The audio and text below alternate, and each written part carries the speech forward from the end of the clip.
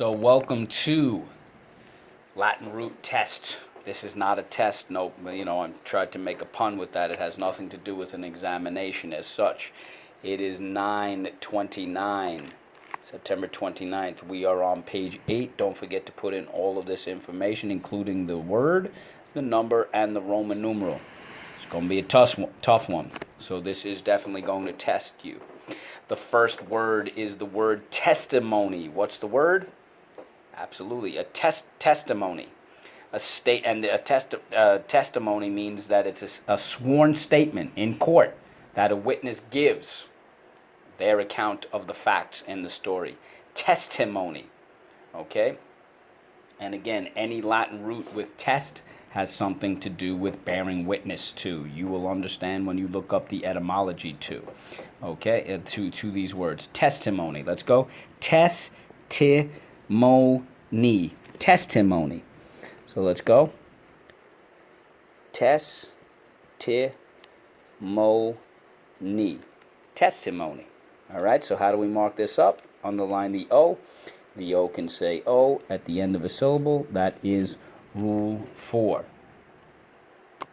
Many witnesses have to provide testimony in a court of law to give their account or their version of the story. Right? And her testimony convinced the jury to find her not guilty, right? So that means that she was very convincing and she was able to present the facts. A good way of thinking about testimony, it's like a sworn statement. It's in court. It might be evidence. It might be a declaration or an allegation. Sometimes you're accusing somebody of something. It can be proof. All right.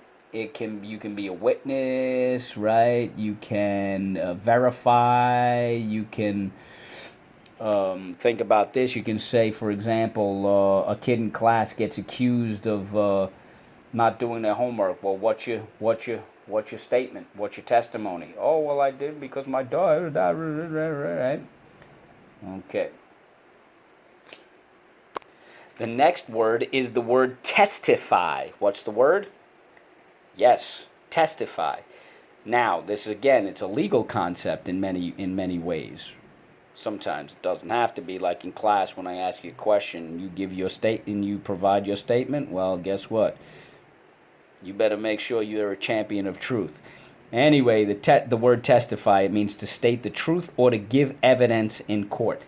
Testify, all right? To speak the truth.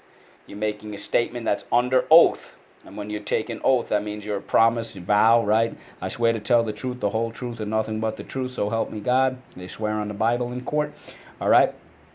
So to state, to swear, to assert, and to affirm, right? To submit evidence, right? To speak the truth. All right, think about Judge Judy, right? Each side provides they testify. They provide some sort of statement of truth. Hopefully, anyway. Sometimes people lie in court too. All right, testify. So let's go. Testify. Testify. Remember, English words don't end with I, so let's go. Testify. Testify. We have one thing to mark up. Think about it. Exactly. Third sound. Y-E-I.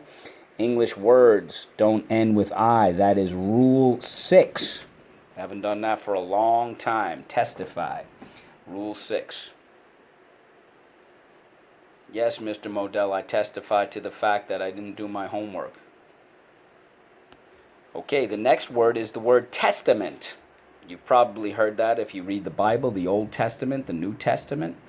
And it's kind of related to that. It doesn't necessarily have to be religious, but this is important because people who are religious, they hold the Bible to be part of their beliefs. And this is what a testament is. It's something that shows what you believe. Sometimes people like George Washington or Frederick Douglass, the Wright brothers, Marie Curie, Helen Keller, they'll have even monuments or statues dedicated to not only their achievement, but that they stood for something and they stood by their beliefs. And this is how we honor them. Okay, but important, testament, something that shows what you believe. Here's a great example. A testament to Rosa Parks' courage was that she was willing to get arrested because she thought the law of being segregated on a bus was unfair. All right, so think about that. That's a testament to her courage. She stood up for what she believed in by sitting down, by the way. Okay, testament. Let's go. Testament. Testament. We use a. So let's go. Testament. Testament. Those 12 seconds that changed the world with the Wright brothers was a testament to their determination and their patience, right? They believed that they could do it, and they worked to achieve that. Okay, we have one thing to mark up. Think about it. Yes, third sound. And sometimes, again, these great achievers will have a monument that's dedicated to them to honor and to show that their accomplishment is something we can admire and be inspired by. All right, so the next word is the word detest. What's the word? Yeah, detest. To dislike somebody or something very, very much. To have an intense dislike of something. All right, to look down on something, or to dislike somebody or something. For example, there's a certain intensity to it that is more than just I dislike it. All right, it's a strong intensity. Sometimes you detest something or somebody. You might find them to be a deplorable. You may abhor them or hate them, despise them, dislike, loathe. You have disdain for them. On the other hand, an antonym: love, admire, enjoy, relish, homograph. Relish really means, in this case, the value, not the stuff you put on your hamburgers or hot dogs. And again, value. But again, getting back to synonyms for it, or the definition, to detest something is to look down on that, or to look down on that person. All right? Detest. Let's go. Detest. Detest. First syllable, D. Second syllable, test. Detest. How do we mark this up? Awesome. Underline the E. The E can say E at the end of a syllable. That is rule 4. Absolutely. The next word is the word attest. What's the word? No, it's not. I'm taking a test. I said attest, all right? And that's really to show that something exists, or it is true or valid, all right? Valid means that you can authenticate it. You can prove that, yes, this is real, okay? So attest. You can think about it like verify, right? In Spanish, verdad, the truth, to show the truth, all right? To verify. It's proof. Very often you could think of it like that. You can think of it as, to authenticate this, to authenticate something. To prove is another way. Here's another one you could think of. A police officer, a firefighter, a politician, they all have to attest and certify. That's a good one.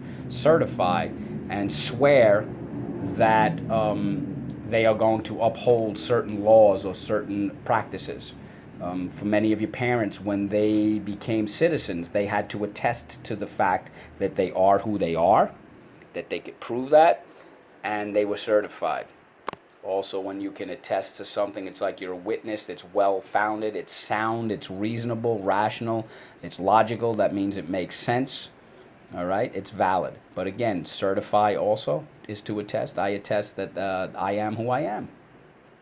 All right, so let's go at test. Let's go first syllable. I'm sorry. At test. Let's go first syllable. At. Second syllable. Test. At test. Can we use the word at by itself? You got it. Can we use the word test by itself, even though it's really a Latin root in this case? All right, excellent job. So we can use those words. So that is a compound word. Attest. And again, notice that we divide the syllable by the double consonant. Alrighty. So now, the next word is the word. The next word is the word contest. What's the word? Excellent. Contest.